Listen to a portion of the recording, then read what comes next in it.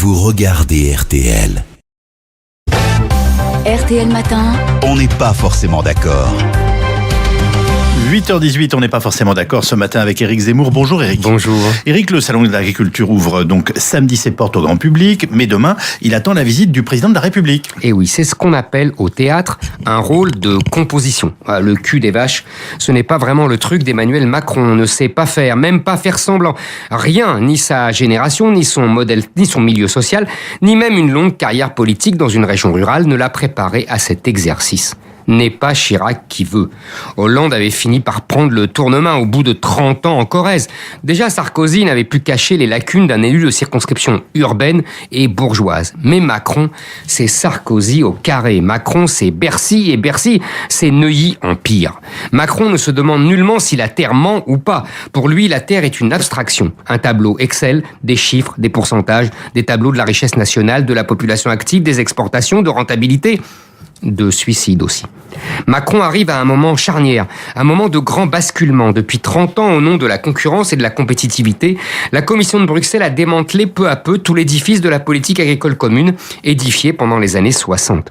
Plus de préférences communautaires et de moins en moins d'aides. Bruxelles passe à la deuxième étape du plan. Avec la multiplication des accords de libre-échange, l'Europe met en concurrence nos derniers paysans avec les grands domaines nord- ou sud-américains, hyper mécanisés, où la main de l'homme n'existe plus, ou alors payer une misère, où les normes sanitaires européennes sont regardées avec dédain. C'est une boucherie qui s'annonce. Entre le poulet brésilien qui n'a d'un gallinacé que la photo sur l'étiquette et le bio haut de gamme, il n'y aura bientôt plus rien, ou presque. Oui, mais nous l'avons annoncé ce matin sur RTL. Emmanuel Macron va annoncer des correctifs pour protéger nos agriculteurs, Éric. Mais Macron n'y peut rien ou pas grand-chose. Il arrive à la fin du match. Tous ses prédécesseurs depuis Mitterrand ont accepté cette soumission aux dieux de la concurrence. Macron est l'incarnation idéologique et même sociologique avec son électorat des grandes métropoles de cette idéologie. On l'a bien vu avec le récent rapport sur la SNCF.